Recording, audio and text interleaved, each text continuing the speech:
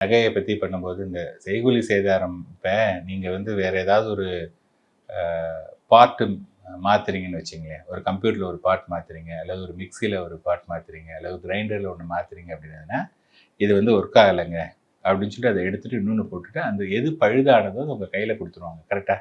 இப்போ நீங்கள் வந்து ஒரு தங்கத்தை பண்ணும்போது அது there is a craftsman work இருக்குது. அது மாதிரி பண்ணும்போது சில தங்கங்கள்லாம் வந்து செதறி அதெல்லாம் போகும் இல்லையா? அந்த மாதிரி இருக்கிற தங்கத்தை யாருக்காவது நமக்கு தராங்களே?